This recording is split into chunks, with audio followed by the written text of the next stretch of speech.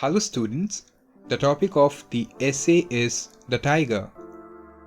The tiger is a large animal with a bright yellow-brown coat and black stripes. Some tigers have chalky white fur with chocolate brown or black stripes. They are called white tigers. Tigers belong to the cat family. Tigers are very swift and can leap nearly 9 meters in the air. The tiger eats animals found in the jungle or nearby villages. The tiger is our national animal. Many tigers were once found in the jungles, that is Sundarbans, of West Bengal.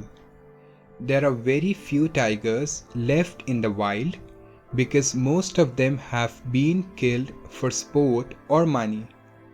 The government is trying to save the tiger by turning some forests into wildlife sanctuaries. Hunting is banned in these wildlife sanctuaries. The tiger is a proud animal that is bold and fearless. It is strong and graceful.